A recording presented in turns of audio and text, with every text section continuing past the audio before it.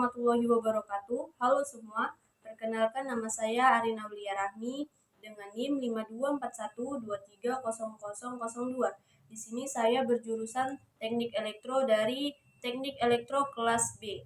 Nah, di sini saya membuat video ini menjelaskan tentang tenaga listrik, arus listrik, daya listrik beserta contohnya.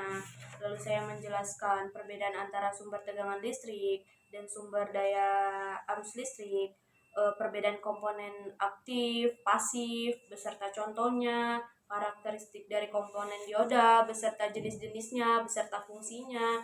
Lalu saya yang terakhir akan menjelaskan tentang dari karakteristik dari komponen transistor beserta fungsinya ya. Nah, di sini saya membuat tugas video ini untuk memenuhi tugas responsi dari Bapak Eka Dodi Suryanto, SPD MT, di mana saya menjelaskan ini untuk menambah wawasan teman-teman sekalian. Nah, lanjut saja, saya akan membahas tentang tegangan listrik, arus listrik, dan daya listrik beserta contohnya terlebih dahulu. Nah, saya akan membahas tegangan listrik terlebih dahulu ya. Nah, tegangan listrik adalah perbedaan potensial listrik antara dua titik dalam rangkaian listrik. Kalau tegangan listrik diukur dengan volt atau satuannya V. Nah, dapat dianggap sebagai dorongan yang akan mendorong arus listrik mengalir dalam suatu rangkaian.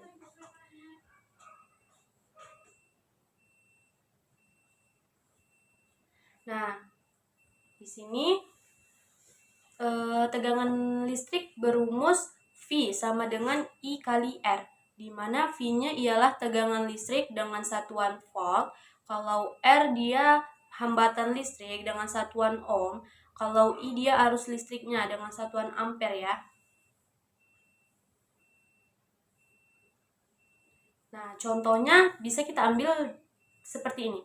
Jika kita menghubungkan sebuah baterai dengan bernilai 9 volt ke sebuah lampu, tegangan 9 volt yang berarti ada perbedaan potensial antara kutub positif dengan kutub negatifnya ya.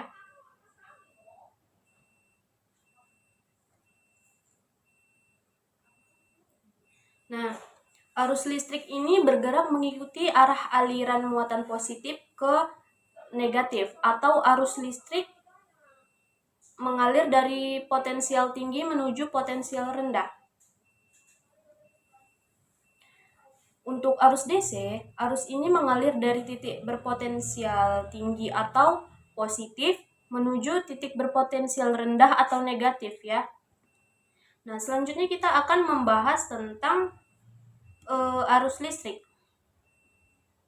Nah, arus listrik ini ialah suatu aliran muatan listrik yang mengalir melalui suatu rangkaian atau suatu penghantar. Nah, arus listrik bersifat searah atau DC. Kalau bolak-balik dianya namanya AC ya. Nah, kalau arus listrik ini dapat kita selesaikan dengan rumus seperti ini. I sama dengan V dibagi R, di mana I-nya arus listrik atau disimbolkan dengan ampere, kalau V-nya tegangan listrik dengan simbol volt, kalau R-nya hambatan listrik dengan simbol ohm. Nah, contohnya bisa kita ambil seperti ini.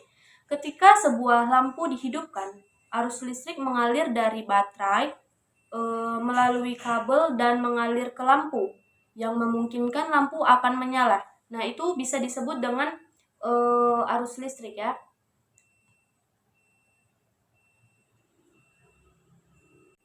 Nah, selanjutnya kita akan membahas tentang daya listrik, di mana daya listrik ialah jumlah energi listrik yang digunakan atau dihasilkan dalam satuan waktu. Nah, kita bisa menggunakan rumus seperti ini. P sama dengan V dikali R, di mana P-nya itu daya listrik dengan satuan watt, dan I-nya sama dengan arus listrik dengan satuan ampere. Nah, kalau V-nya itu tegangan listriknya ya, bersatuan volt. Nah, contohnya bisa kita pakai seperti ini. Jika sebuah elektronik menggunakan arus sebesar 2 ampere dengan tegangan 102 volt, maka daya yang digunakannya ialah 240 W. Nah, kita bisa menyelesaikannya dengan rumus yang saya bacakan tadi.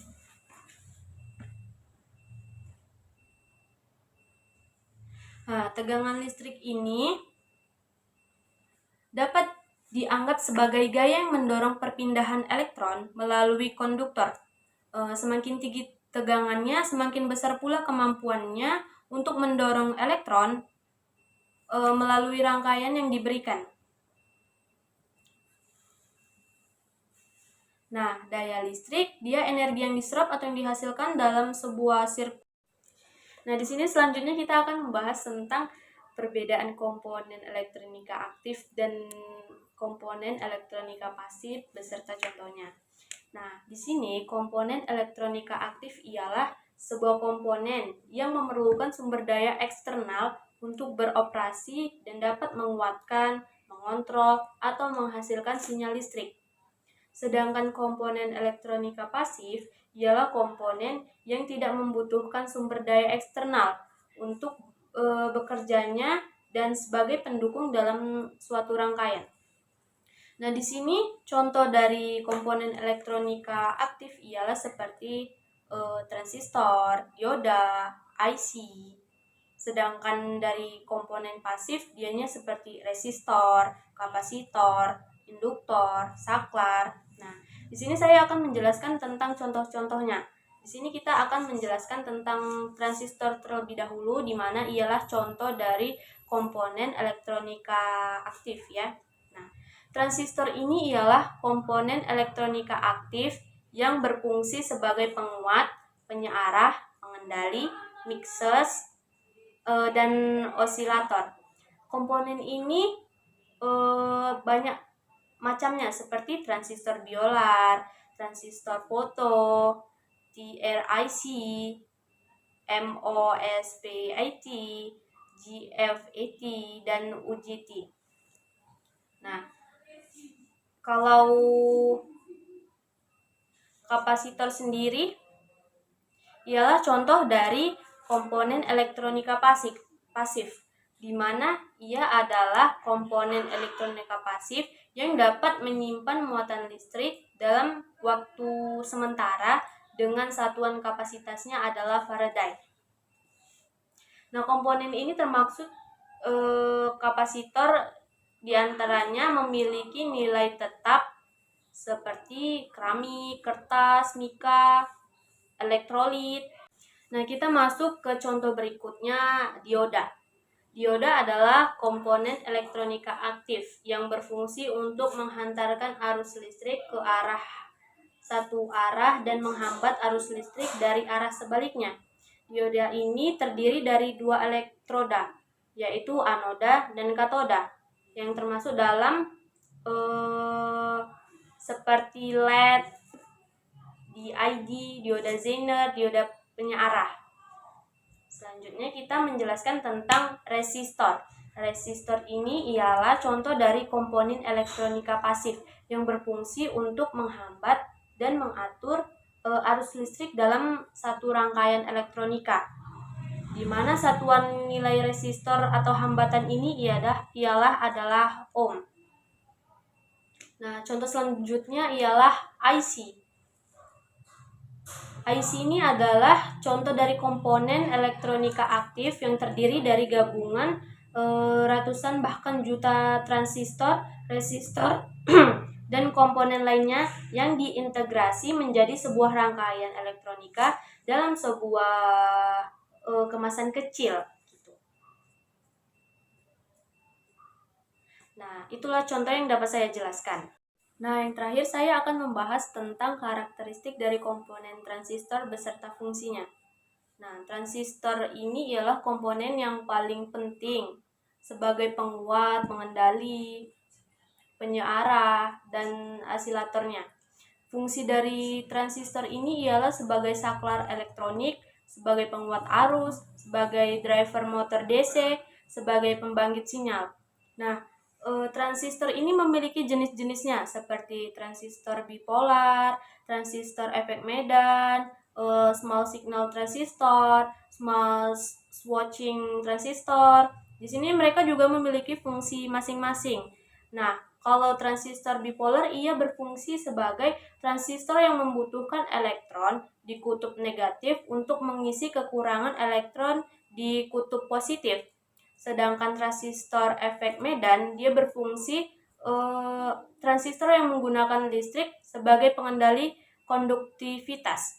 Sedangkan small signal transistor dia berfungsi hanya digunakan sebagai saklarnya aja. Sedangkan small switching transistor dianya berfungsi memiliki karakteristik yang sama seperti small signal tadi kan. Namun small switching ini memiliki kecepatan yang jauh lebih tinggi. Nah, itu saja yang dapat saya sampaikan tentang transistor ya.